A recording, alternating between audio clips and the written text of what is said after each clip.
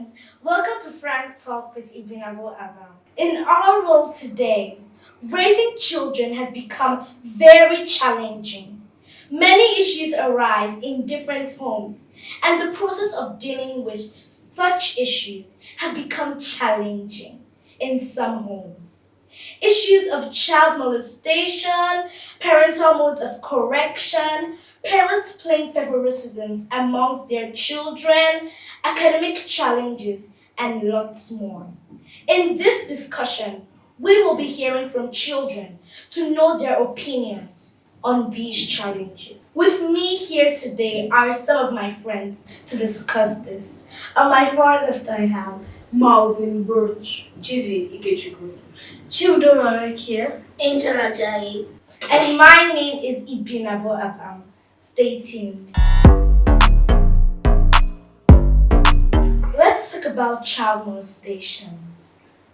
What exactly do you think about child molestation? Chibudon, can we hear your thoughts? What do I think about child molestation? Child molestation is when an adult takes advantage of a young child, and it's a very bad thing. In some cases, a 27-year-old man can be molesting a 6-year-old girl, which is very wrong and can mentally impact on the child in many ways. The child can't, the child won't feel like every normal anymore. But if the child does not have knowledge, that man or woman will continue taking advantage of it every time they get a chance. Angel, what about you? What I understand by child molestation is like the sexual intercourse between a minor and an adult, where they do something that might ruin the child's future, and if they are keeping quiet, they won't be able to,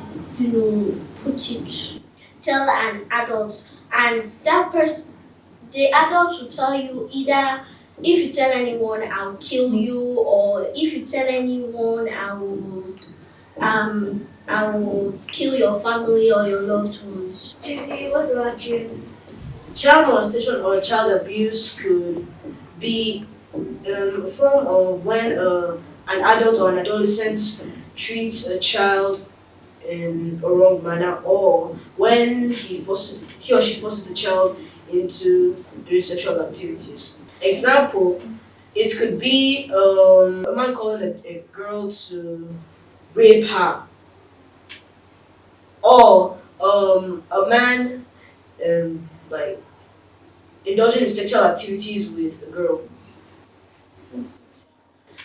Child molestation is basically when an adolescent or an adult touches a child inappropriately in a place he or she is not supposed to. Thank you guys for your comments. I also have another question for you. What's your advice to other children out there who is in danger of being molested on how they can avoid it, or who have been molested and kept quiet about it? Marvin? The signs that show you that people want to molest you is that there's a particular way that they keep staring at you every time they see you. Sometimes most of them stalk you, like keep track of almost everything you do every day. Chibudon? In some cases, they will follow you, like in an estate, they can follow you around. Like you're at a corner shop now, you want to go and buy something, so you can quickly dash off. You see them, they'll be looking at you and they'll try to follow you in a way that to see that they're going somewhere else. In that type of instance, you run as fast as you can. And when you get there, right, when you get to your house, you slam the gate on them. Yeah. Or even in some cases, if they can catch up to you, you beat them up. Yeah. Yeah. Or I can add to that, maybe you could shout in your neighborhood if anybody could Distract. hear you or answer you. Or you can shout the stranger danger.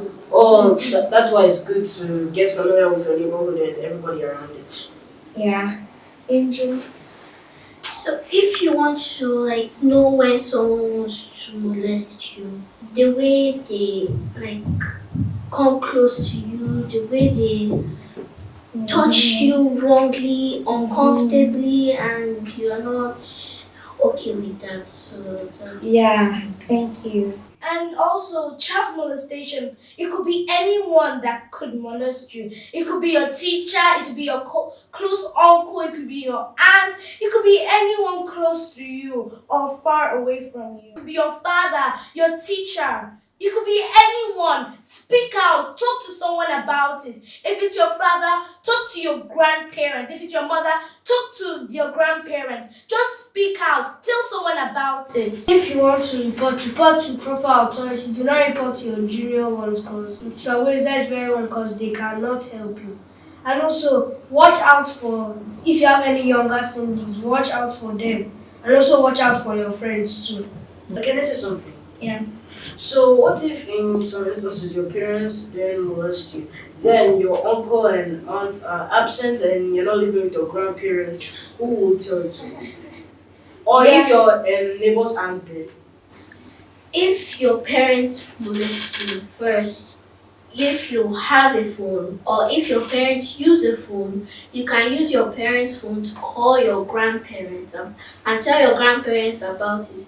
So by then, maybe your grandparents will settle your parents about it that it's not wrong, and they will talk to them and tell them that what they did.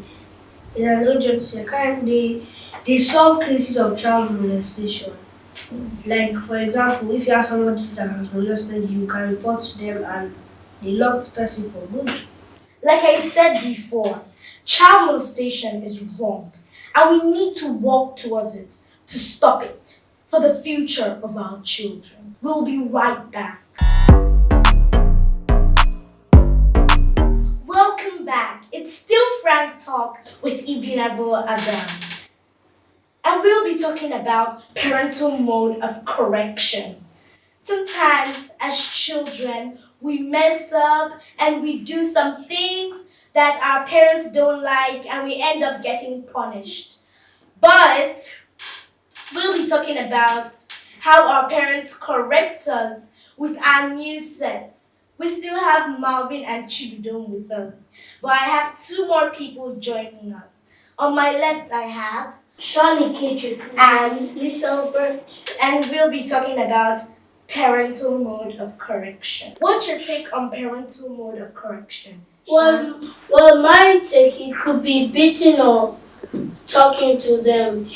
It depends on the thing that I did wrong, like the crime. Okay. It could be breaking a plate, jumping on the couch, Yeah.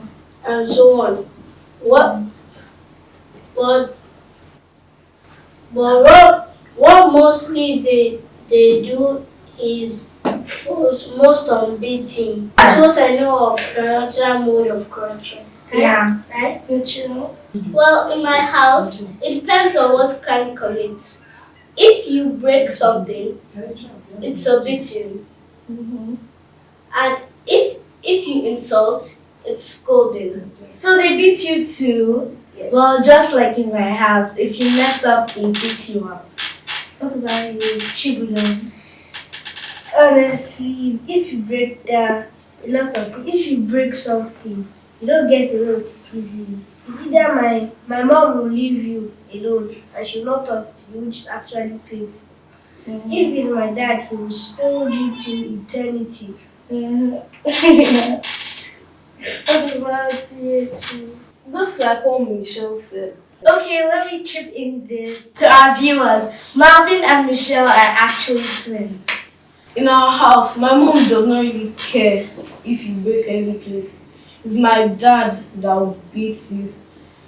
But when you insult someone, my dad does not care. It's my mom that really gets angry. And then the way she scolds you, it's in a way that it will make you feel so guilty, even more than when they're beating you. Yeah. When my parents beat me, it's not really about the pain. It's about the guilt and the fear. That one actually makes me sad. That's how I feel when my parents beat me. There are two types of ways my parents correct me. There's the scold and there's the beating. For my mom, if she scolds you, there's pain in your heart. And you always feel guilty. Because you can never lie to her and you can never deceive her. That's the problem. And my dad, if he scolds you, you feel like going into your room and cry on this. Because he will say something like you're irresponsible, this, that, and you feel pain. But my mom beats, but not all the time. My dad, firstly, if he beats you, yeah, you'll feel pain all over your body for the rest of that week. Here in Nigeria, it's not a crime for a parent to discipline their child by beating them. I know outside the country, in the Western world, it's a crime.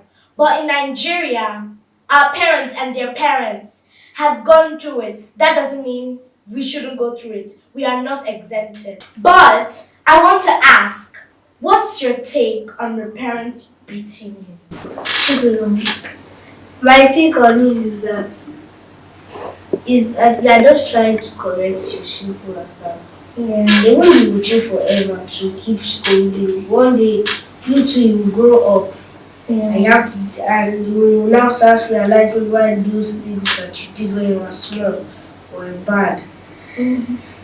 Then, for all those countries that don't allow parents to beat, they are doing a very, very wrong thing. Yeah. Very, very, very wrong thing. Yeah, Because most of the children, they are spoiled. That's why I'm afraid to go in boarding school. So you think there are a lot of bullies in boarding school?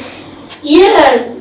Yes, there are like thousands. And I'm not staying in a world that is without bullies. I'm staying in a world that's without discipline. So let's get back to what we're talking about. So, which of them are you okay with? Like, which mode of correction are you okay with from your parents? Sean? Yeah. I'm okay with talking like everyone. Like everyone. Because talking is just like going smoothly, and that means you are showing that you are sorry. Yeah. And also the person that you did it to is having mercy on you. So that's why I like the talking part. Yeah. I prefer beating more than talking. Yeah. Because talking to be in your head forever and ever and ever until you finally go on to the other one. If my mom talks to you, you want to cry every day of your life. Because she has this thing that she talks to you that you will not feel okay. Even the person that you did it to in our house will be mocking you or something of that. Which I prefer beating. Because the person will be mocking you, so I rather get flogged. So the person knows I'm already feeling pain. Michelle? Well, for me, it's talking because it's better to have the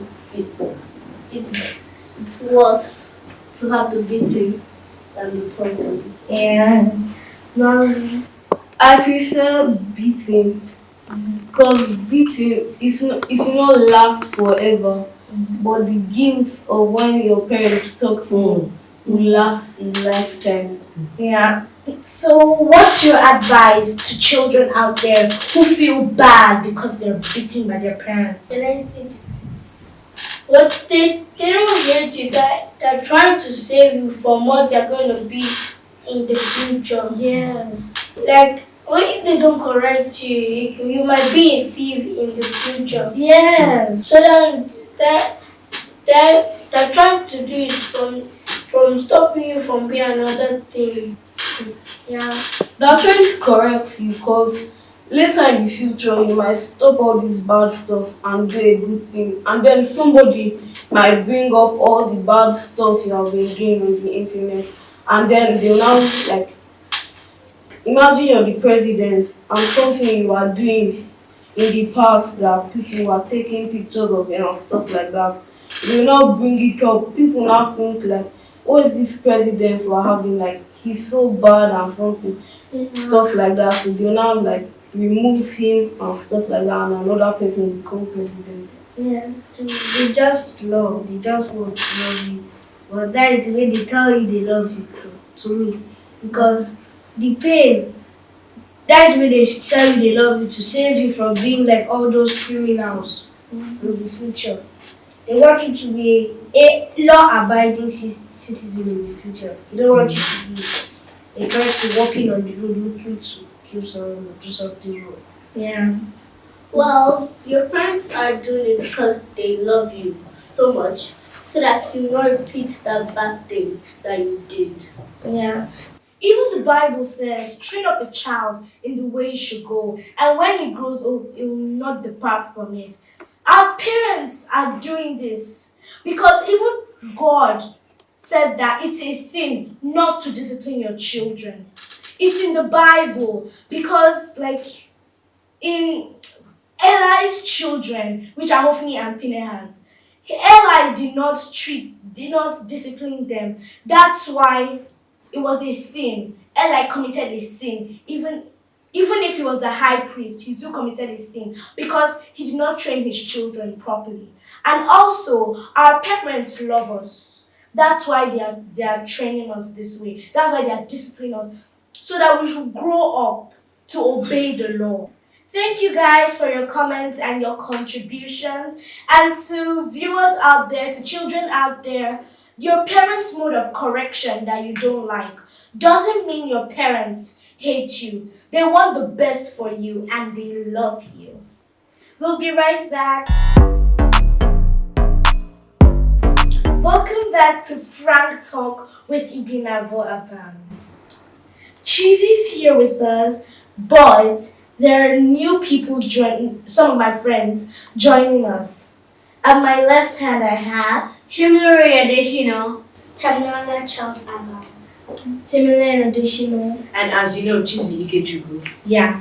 And we'll be talking about parental favoritism. Okay, what do you know about parental favoritism? What do you think about parental favoritism? Parental favoritism is when a mother or father loves or treats a particular child in a special way more than the other. Yeah. For example, in my house, it's a reality. With my brother, my little brother sitting right next to me. Tamtam, do you think you're a favorite child? Yes. You think it, why do you think so? Because my mom does favoritism with me against my sister. Mm-hmm. And she loves me more than my sister. And do you think I'm okay with it? Yes. Are you sure? Yes. Why do you say so? You're okay with it that you don't cry or do stuff like that. You just sleep Mm-hmm. and no tears will be coming out from your eyes. Okay. But okay. But do you know whether I cry in my mind?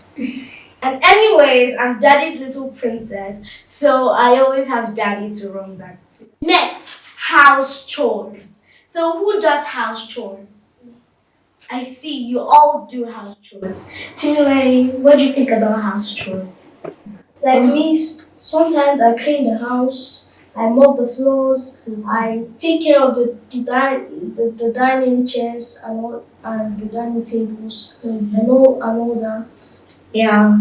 Okay. Cheesy. Mostly, sometimes I sweep the corridor, or I arrange my mom's room or arrange the bed.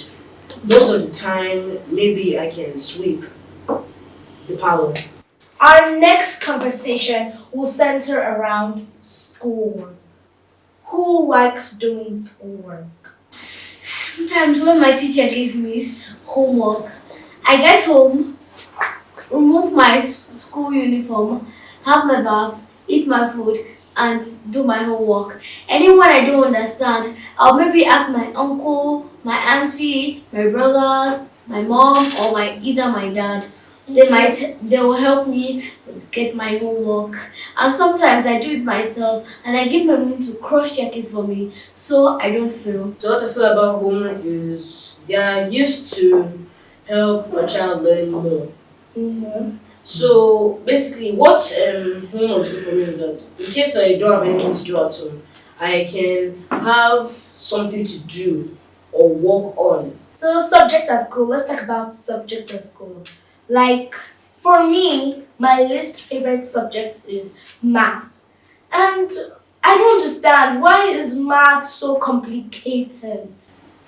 Well, there are different formulas you have to cram and different things you have to learn. Like you have to learn different digits, different calculations, and all of that. And it's not easy to learn all of them. That's why math is so hard for some people. Yeah. Does anyone here like math? Not at all. Yeah, only I do. Well, Cheesy likes math and Timon. I like a little bit. Yeah. Why I like math a little bit is because the formulas are not too hard to cram and all that. Yeah. What about you, Cheesy? First, maths is not like my special subject or anything like that, but it's just that it has been easy for me to learn. Okay. I want to pose this question to all the children here. What do you think can be done to make math easier to learn? They should summarize it somehow so that children can understand and get more attention to it Yeah. and make it feel somehow nice. Okay. So I have some choices. Firstly, it actually depends on the teacher how you can make it interesting or not for kids to understand it and learn. And secondly, it's also differs on how let me say how it depends on how the classes of level they are. Cause when you accelerate to different classes, it could be it can get hard for you. So the teacher could break all the formulas and calculations down for kids to understand very well. Once again, thank you all for watching. Till I come your way again, I remain Ibinabo Abam.